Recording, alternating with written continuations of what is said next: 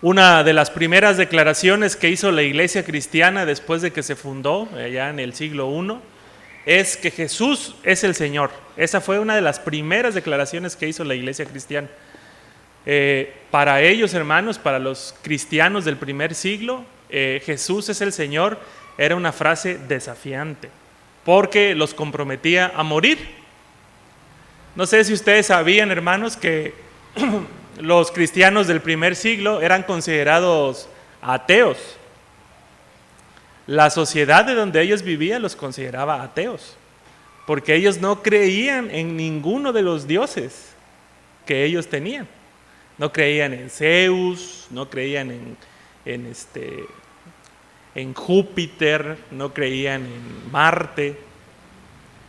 Así que ellos eran considerados ateos, porque ellos solamente tenían un Dios y habían renunciado a todos los demás dioses.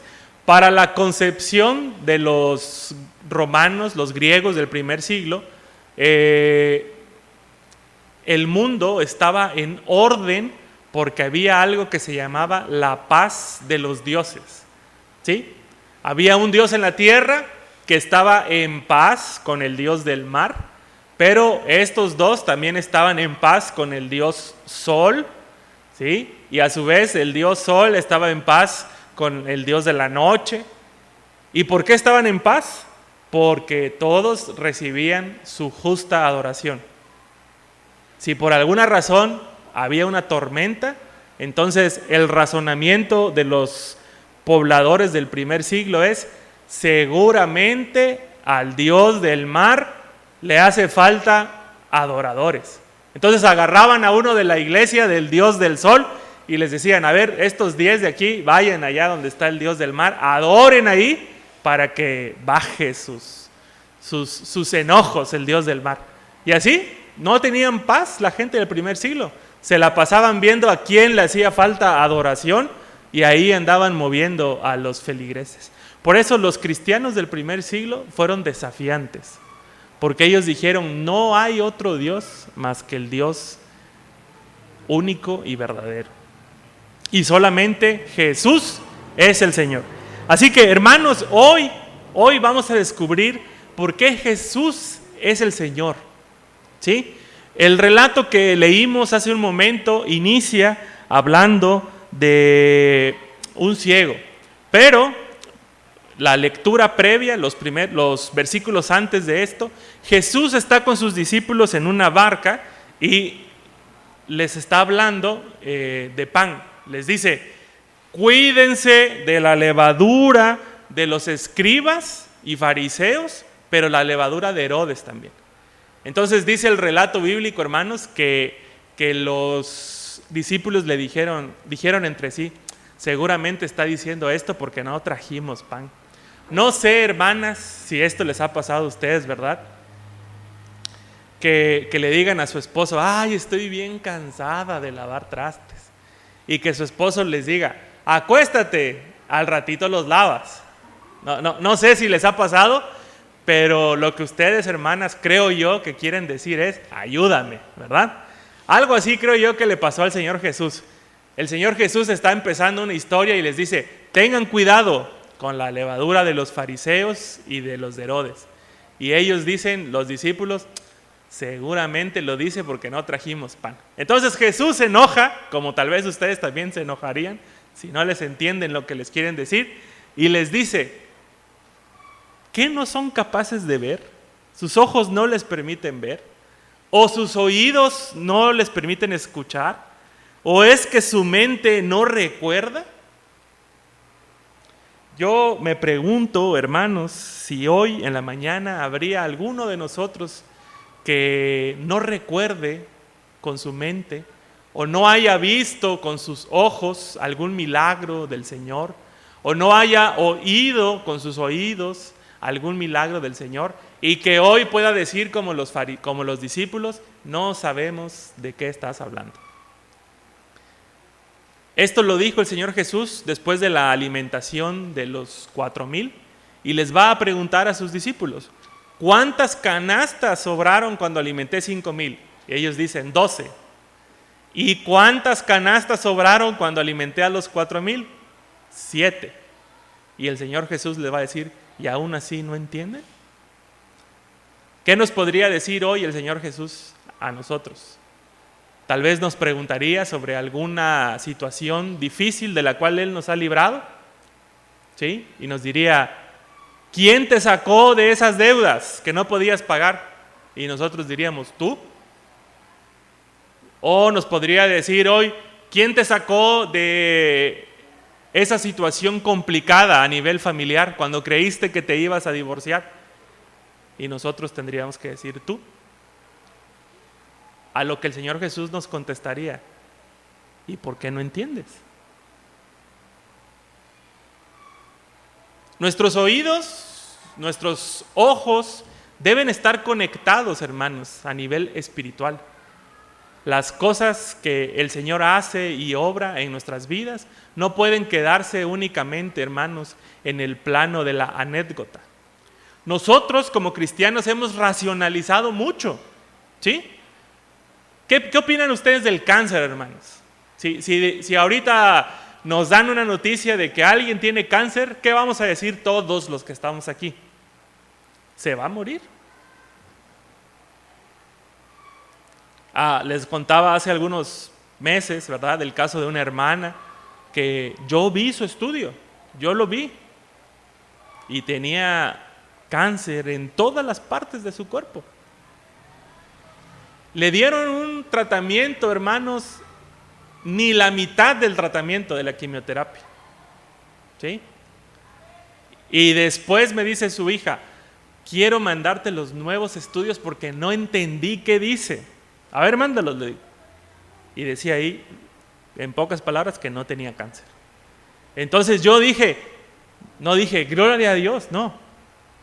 Ay, me regañan después, pero no dije eso.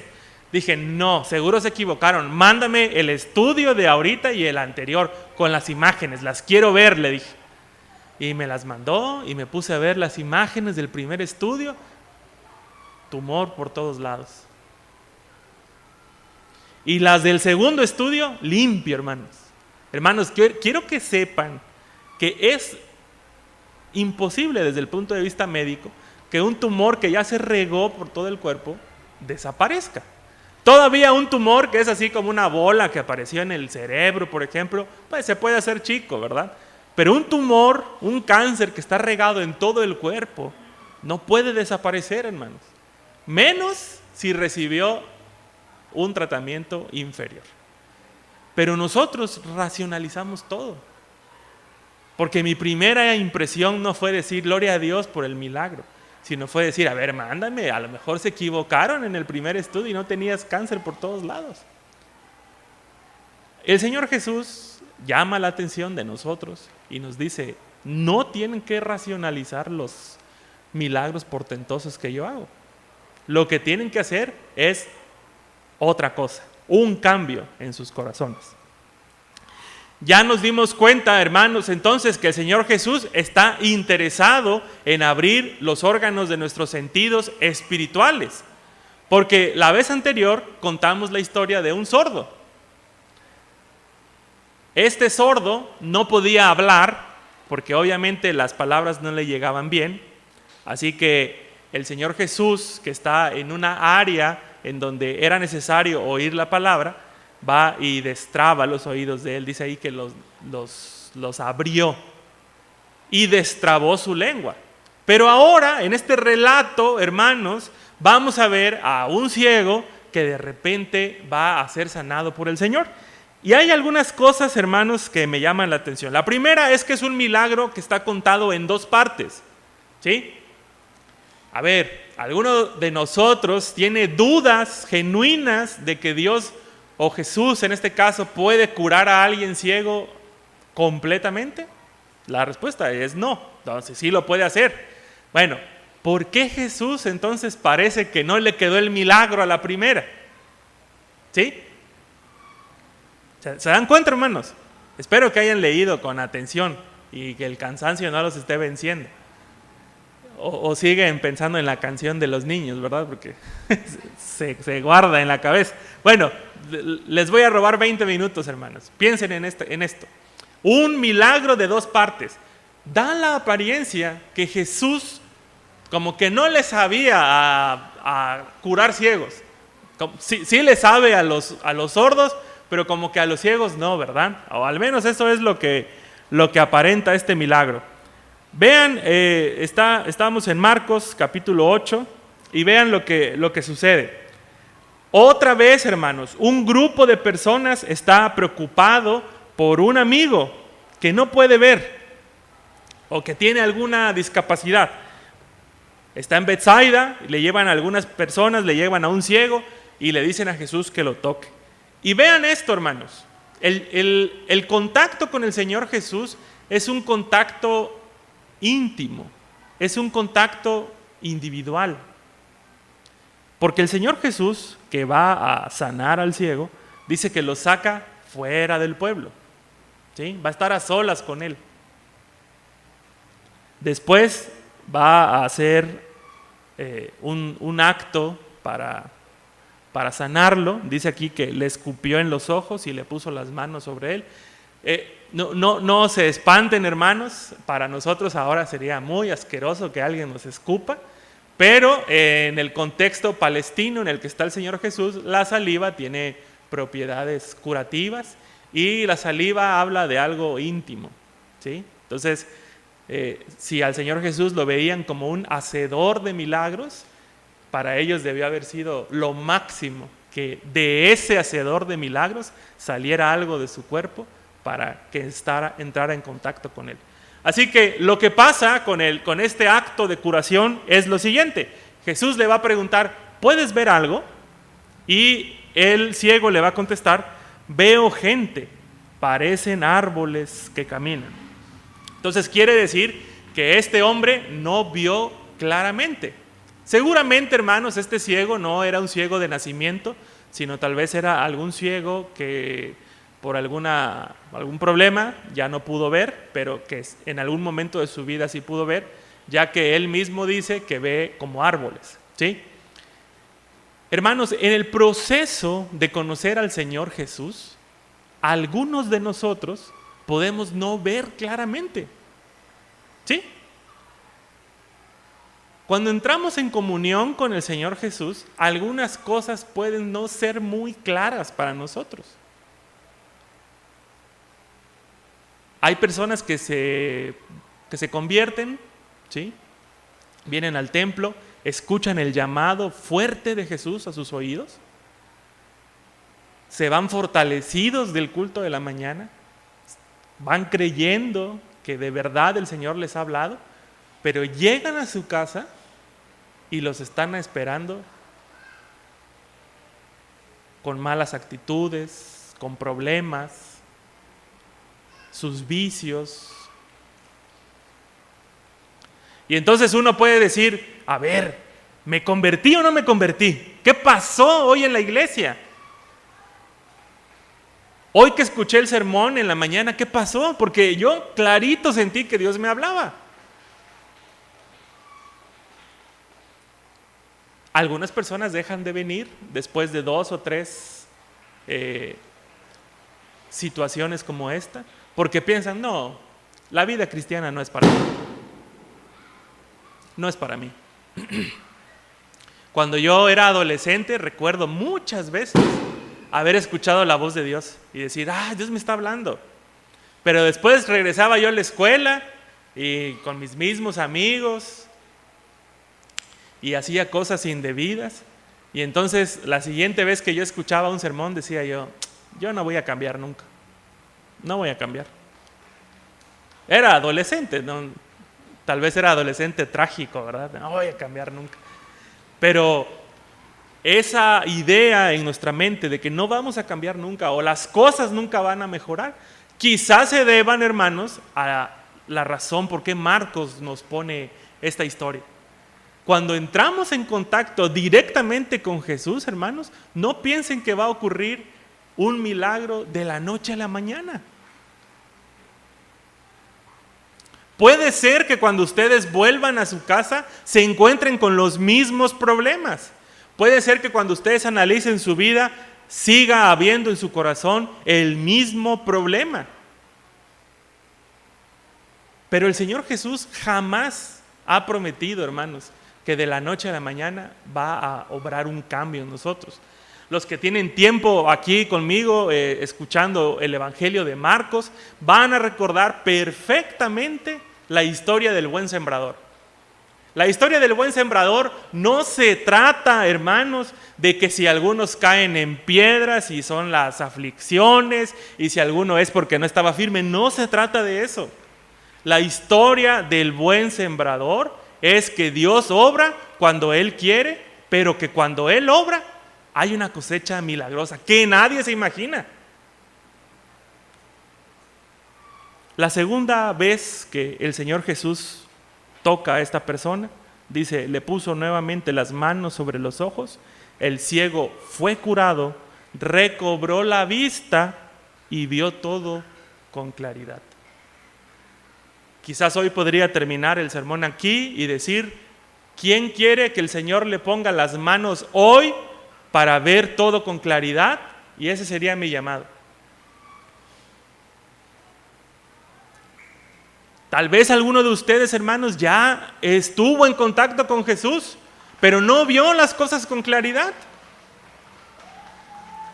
Sigue sintiendo apatía en su corazón por las cosas de Dios. O de repente siente que ya no va a poder. No voy a poder, porque en mi trabajo son bien tranzas y yo también tengo que ser así. Porque si no me voy a quedar sin comer. Me decía un amigo de Monterrey, oye, dice, me están ofreciendo una base. Nada más hay que dar 60,000 pesos. Y ya, dice, es tu base. Y yo por dentro pensaba, 60,000 sí los tengo, decía yo. Y si pagan el aguinaldo ese año y ya tengo base, lo recupero. Y después dije, ¿por qué estoy pensando esto, verdad? Hay veces que nuestra cabeza todavía no nos deja ver con claridad. Pero lo que podemos ver en este relato del ciego es que cuando el Señor Jesús y nosotros permanecemos junto a Él, el Señor Jesús nos va a permitir, con el paso del tiempo, ver todo con claridad. Las cosas que probablemente ahora son un tropiezo para nosotros, si continuamos en comunión con el Señor Jesús, hermanos, en su debido tiempo se van a convertir en cosas de victoria. El apóstol Pablo decía que aquel que comenzó la buena obra será fiel de terminarla. Si el Señor Jesús ha comenzado la buena obra en la vida de alguno de ustedes, hermanos, tienen que tener confianza de que Él la va a terminar. Yo les invitaría hoy, hermanos, no intenten esconderse del Señor Jesús. No se queden con una visión a medias, porque algunas cosas las ven, pero las ven entre sombras. Permitan que el Señor Jesús tenga contacto con ustedes, para que ustedes puedan ver las cosas con claridad. Pero el tema de hoy, o lo que nos permitiría ver hoy, hermanos, al Señor Jesús, es esta confesión de Pedro. Mientras ellos van por el camino, hermanos, el Señor Jesús les va a decir, ¿quién soy? Y sus discípulos van a decirle que pues es Elías, es el profeta, y el Señor Jesús les va a preguntar luego quién creen que es él. Pero quiero, hermanos, nada más recordarle algunas cositas para que ustedes analicen hoy lo que les voy a decir. Nadie hasta el momento pocas personas más bien, hasta el momento de lo que vamos de Marcos, han dicho que Jesús es un profeta, que es Juan el Bautista o que es Elías. Son pocos. Quiero llevarlos, hermanos, a Marcos para que ustedes vean qué es lo que sí han dicho del Señor Jesús. Vamos a ver. Primero, en Marcos capítulo 2, versículo 7, tenemos a los fariseos diciendo que Jesús es un blasfemo. Dice, ¿por qué habla este así? Está blasfemando. ¿Quién puede perdonar pecado? Así que lo que los fariseos decían de Jesús es que era un blasfemo. También dijeron del Señor Jesús que era un loco. ¿Sí? Su familia, sus hermanos, su mamá, sus parientes dicen que Jesús es un loco. Marcos 3:21. Cuando se enteraron sus parientes, salieron a hacerse cargo de él porque decían, está fuera de sí. También, hermanos, la gente de donde Jesús nació decían que él no era nadie, que era un simple artesano. Marcos 6:3. ¿No es acaso el carpintero? Así le dijeron a Jesús, el carpintero. Pero cuando vimos este pasaje les dije que es una forma despectiva, el artesano. ¿No es acaso el carpintero el hijo de María, hermano de Jacobo, José, Judas y Simón? ¿No están sus hermanos aquí con nosotros? Y se escandalizaban a causa de él. Pero, hermanos, les voy a decir algo. Las personas que han confesado que Jesús es el Hijo de Dios, que Jesús es el Señor, son las personas, hermanos, que ustedes menos se lo imaginan. Marcos, hermanos, Marcos quiere romper las barreras que las personas han creado alrededor de la figura de Jesús. Por ejemplo, el Santo de Dios. A Jesús ya le dijeron que es el Santo de Dios, pero se lo dijo un endemoniado, un demonio se lo dijo, hermanos. Marcos 1:24 dice, ¿por qué te entrometes, Jesús de Nazaret? ¿Has venido a destruirnos? Yo sé quién eres tú, le dicen. Eres el Santo de Dios. La mujer sirofenicia es la única persona en el libro de Marcos que confiesa que Jesús es el Señor. Ella dice, sí, Señor. Es la única que le dice Señor. Pero hasta los perros comen debajo de la mesa las migajas que le caen a los hijos. Y el endemoniado gadareno, hermanos, es el único que le dice que Jesús es el Hijo del Altísimo. ¿Por qué te entrometes, Hijo de Dios Altísimo? Te ruego, por favor, que no me atormentes. ¿Qué les quiero decir con esto, hermanos? Que el evangelista Marcos está siguiendo el hilo de argumentación que ha empezado desde el capítulo 1. El propósito de Jesús es anunciar las buenas nuevas del reino. Ese es su propósito. El capítulo 1, versículo 1, pone a nosotros los lectores en un plano en el que tenemos que ir viendo si cada capítulo de Marcos está diciendo lo que nos está diciendo en el versículo 1. Dice el versículo 1 de Marcos, comienzo del Evangelio de Jesucristo, Hijo de Dios. Así que todo lo que veamos en Marcos, hermanos, tiene que apuntar hacia lo que hace el Hijo de Dios. Y yo les quiero decir hoy, hermanos, las personas de las que podríamos decir que son las menos capacitadas para poder confesar que Jesús es el Hijo de Dios, son las personas que en el Evangelio de Marcos lo han hecho. ¿De quién no podríamos decir hoy que puede hablar de Jesús como el Hijo de Dios o como el Señor? De los que tienen algún problema con las adicciones, de los que tienen algún problema con la inmoralidad. Es que el hermano tiene muchas mujeres, él no puede ir a la iglesia ni aceptar a Jesús. ¿O de quién más? No podríamos hablar que acepte al Señor. Es que el hermano se acaba todo el dinero de la familia en drogas. Él no puede.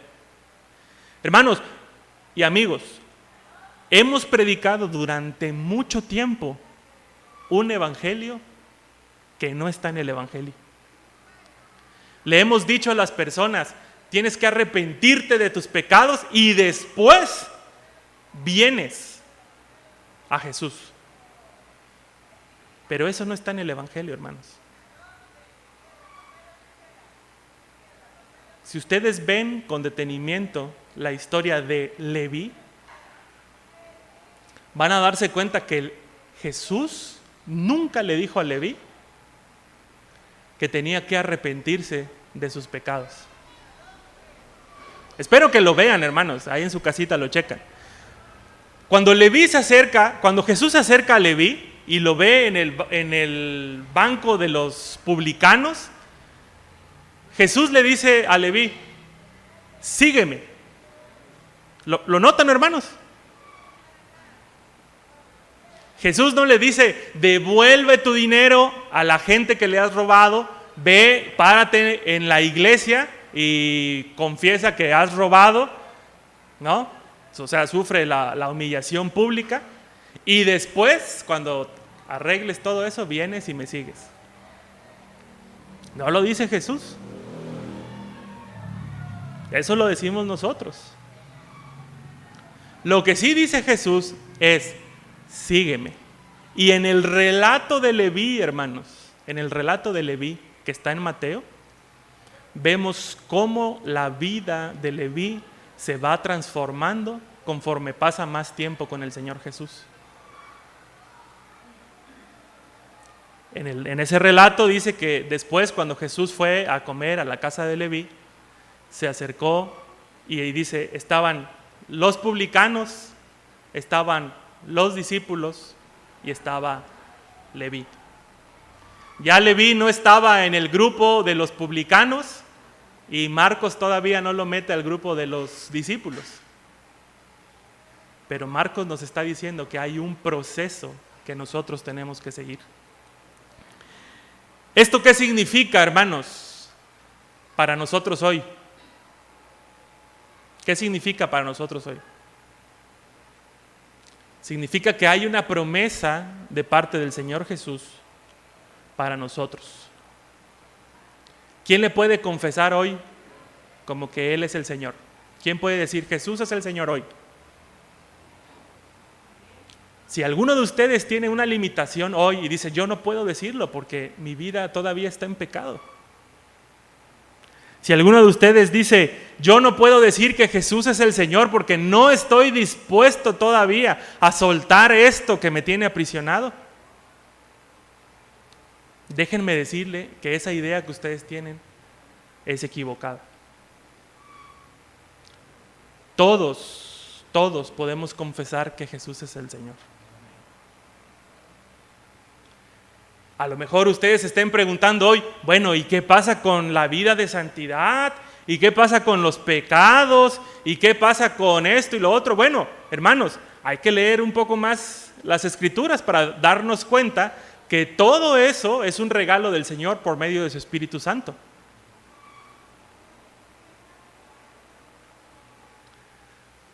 ¿Qué piensan ustedes, hermanos?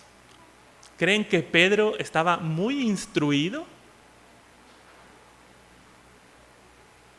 ¿Cómo le hizo Pedro? Porque él es el que dice que Jesús es el Señor. Bueno, dice él es el Cristo. Jesús les va a preguntar, ¿ustedes quiénes dicen que soy? Y Pedro le dice, tú eres el Cristo. Y por eso hoy, hermanos, con esta confesión de Pedro, voy a hacer algo que normalmente no hago en el texto bíblico, que es saltarme a otro lado. Jesús en el capítulo 6 de Juan está viendo que todas las personas se van, todos, porque les acaba de dar una dura palabra y solo le quedan sus 12 discípulos. Así que Jesús se voltea y en un tono despreocupado, ¿verdad?, les dice, ¿ustedes también quieren irse?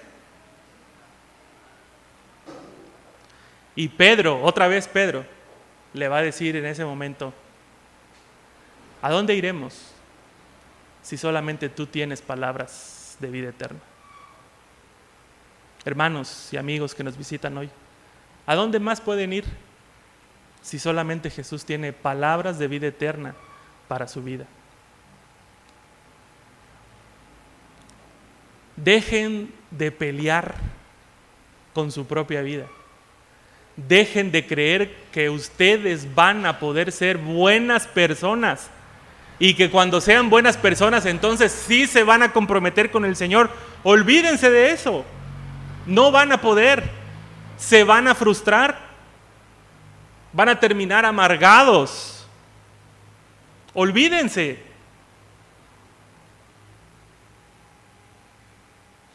En el libro de Apocalipsis, hermanos, hay un relato que me gusta mucho. Dice que cuando el Cordero venga, todos se van a postrar delante de Él y van a declarar que Él es el Señor.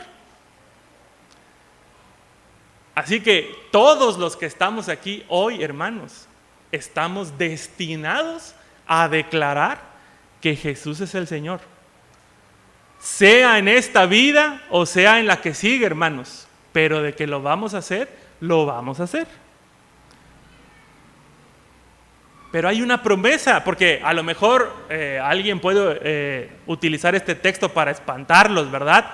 Y con base en el miedo decirles, ahí lo ves, si no confiesas a Jesús, ahí lo ves, porque lo vas a confesar. No se trata de echar miedo, hermanos. Se trata de poner una verdad en la mesa. Y la verdad es, Jesús es el Señor.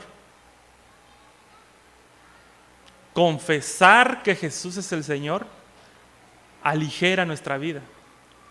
Nos trae palabras de vida eterna y nos ayuda a la transformación, a la verdadera transformación. Hermanos, la verdadera transformación empieza cuando declaramos que Jesús es el Señor. No yo. Yo puedo, hermanos, si me lo propongo tal vez, dejar de hacer algunas cosas pecaminosas. Pero van a haber otras que no voy a poder. ¿Y saben qué voy a hacer, hermanos, con esas cosas que no puedo corregir por mí mismo? Las voy a ocultar, las voy a poner ahí abajo donde nadie las vea. Y tarde o temprano, hermanos, esas cosas salen a la luz, porque no hay nada oculto que no salga a la luz. El señorío de Cristo, hermanos, no es un señorío de dominación. No es que Cristo va por nosotros y nos domina y nos dobla las rodillas como los señores de este mundo para que nosotros digamos, sí, Cristo es el Señor. El señorío de Cristo es un señorío de amor, que voluntariamente nosotros por amor nos acercamos a Él y pedimos que Él sea nuestro Señor. Pedro tomó la palabra en Juan y dice, ¿a dónde más iremos si solamente tú tienes palabras de vida eterna? ¿Qué hay en el corazón de las hermanas que participaron en esta semana en la escuelita bíblica? ¿Qué hay en el corazón de Brenda, de las dos hermanas Gabis, de Karen, de la hermana Betty, de la hermana Estela, de la hermana Vicky?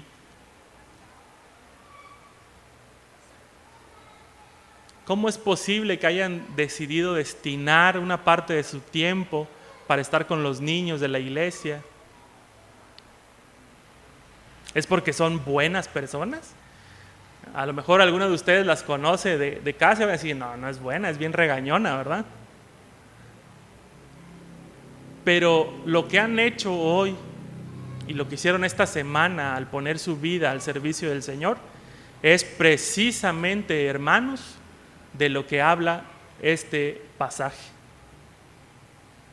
La confesión de Pedro en Marcos, hermanos, es una confesión milagrosa.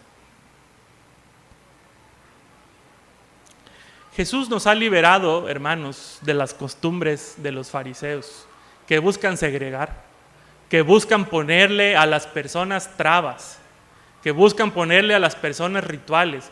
¿Quieres ser cristiano? Primero tu falda, si eres mujer, tiene que ir hasta abajo. ¿Quieres ser cristiano o cristiana? No tan pintada, menos pintada. ¿Quieres ser cristiano? Cero alcohol en tu vida. ¿Quieres ser cristiano? Cero infidelidad. Y así nadie puede entrar al reino. Todas esas cosas que he mencionado, algunas las hemos puesto incluso por encima del Evangelio.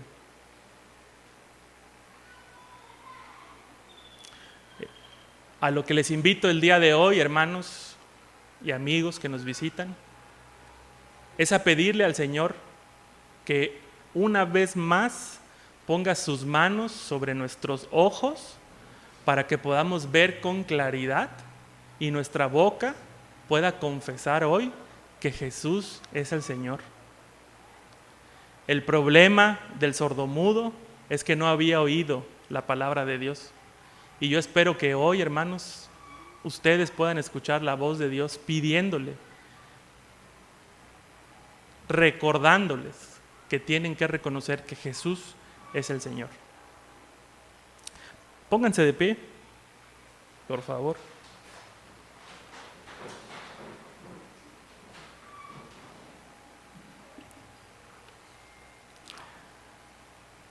Probablemente haya alguno de los que están aquí que el Señor le ha hablado hoy particularmente a su vida. Deje de estar peleando con usted mismo.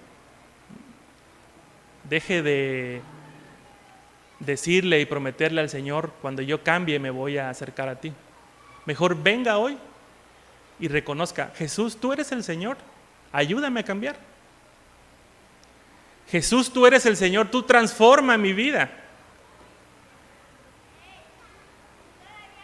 Jesús, tú eres el Señor, tú toma el control, porque si yo tengo el control, llevo a mi vida al fracaso. ¿Hay alguien que hoy haya escuchado la palabra de Dios y que quiera acercarse al altar y decirle al Señor que Él tome el control? No fue necesario, hermanos, que Leví hiciera grandes cosas. Únicamente el contacto con el maestro le permitió a Leví ir transformando su vida. No hay magia en esto, hermanos, no hay magia. Si hay alguien que hoy haya escuchado la voz del Señor que le habla y le dice, reconoce a Jesús como el Señor, le invito a que venga. Le invito a que venga. Pídale al Señor, Señor, pon tus manos otra vez sobre mis ojos, porque no puedo ver con claridad. Pídele al Señor, Señor, pon tus manos nuevamente, que yo pueda ver con claridad lo que tú me quieres decir. Señor, transforma mi vida como lo hiciste con Leví. Imagínense, hermanos, un publicano como Leví, un pecador, lo peor de su generación, y terminó escribiendo el Evangelio de Mateo, por pura transformación del Señor Jesús. ¿Creen, hermanos, que el Señor los pueda transformar a ustedes hoy? ¿O son ustedes lo suficientemente indomables para que el Señor no los pueda transformar? ¿Creen que hay algo imposible para el Señor que no pueda transformar? Hermanos, pídanle al Señor hoy. ¿Vieron a sus hijos, los que trajeron a sus hijos? ¿Vieron con qué alegría alaban al Señor? Que el Señor nos permita, hermanos, adorarle siempre con esa alegría. Oremos.